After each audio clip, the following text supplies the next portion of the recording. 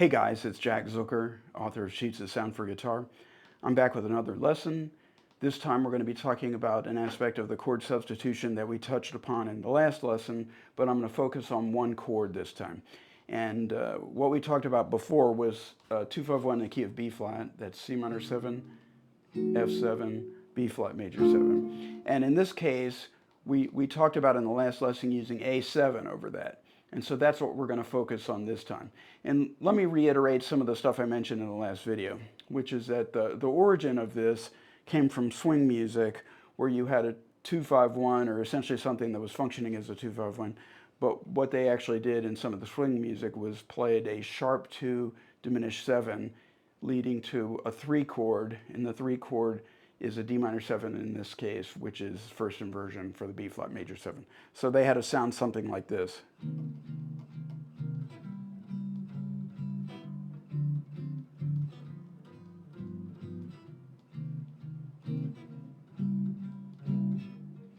And sometimes back to the C sharp diminished. So that is the origin of this particular sound. And what happened was Charlie Parker, who completely flipped music on its head, heard that chord progression and thought to himself, well, I'm going to use that over 2-5-1s.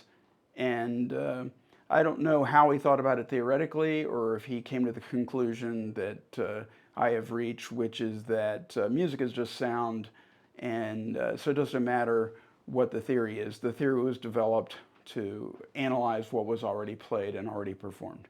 And if you think about that, then it means that you can throw most practical theory out the window for the most part, although I still advocate learning theory because it's a very useful tool for understanding what you're playing and being able to replicate it and explain to somebody else if you're teaching or sharing ideas, so forth and so on.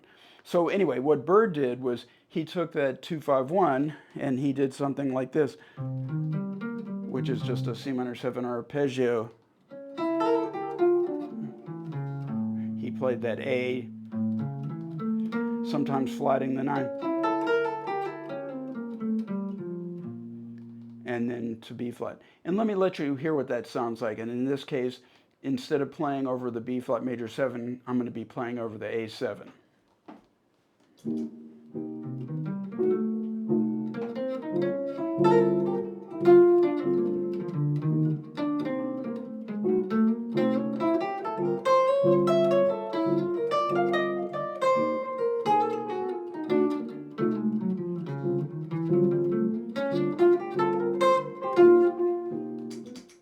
And this time what I'm going to do is I'm going to use the A7 over the F7 chord. Now remember, the A7 has an E natural in it, and as I mentioned in the other video, I spent a long time trying to figure out why does that E natural work? Well, it doesn't matter, and it actually works because your ear recognizes that the entire chord is a half step away from the tonic chord, but even that doesn't matter. It works because it sounds good. So here it is, the A7 over the F.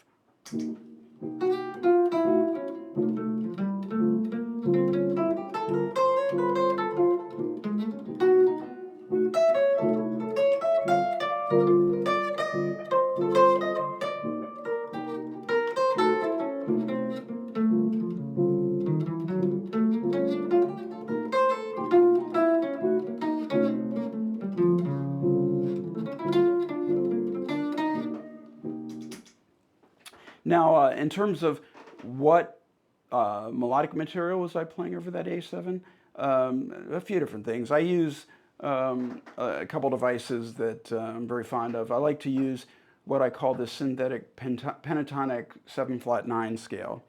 It's A, B flat, C sharp, E, G. And sometimes I combine that with a diminished scale. I use the whole half-step diminished scale, starting on the C sharp,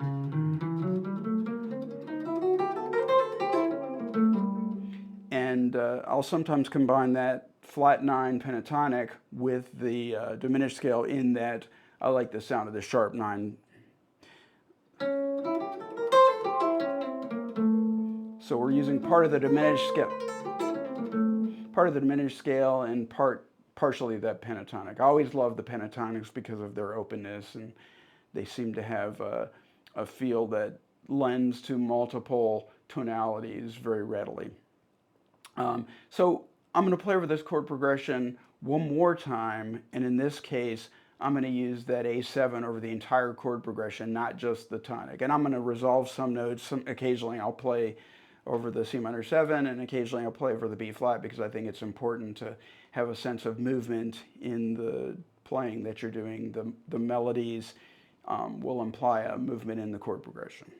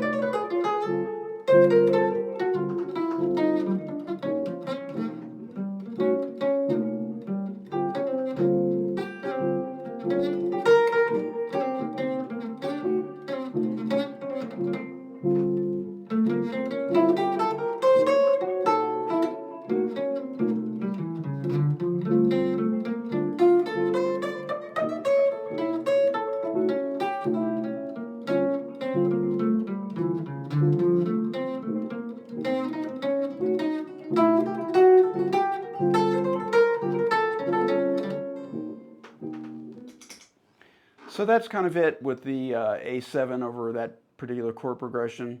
Hopefully I've given you another way to look at playing over chord changes and superimposing melodies and superimposing chords over simple chord changes. If you have any questions, feel free to reach out. I'm always open to answering questions. I also give lessons, so reach out to me either on YouTube or on my website, jackzucker.com. Please like and subscribe my YouTube channel. I love all you guys, and I really, really appreciate you having my back during my surgery and recovery. And if not for you guys, I wouldn't have recovered so fast, and I wouldn't be out here giving these lessons like this. So love you. Talk to you later. Check it out when you get a chance. jackzucker.com and my YouTube channel. Thanks. Bye-bye.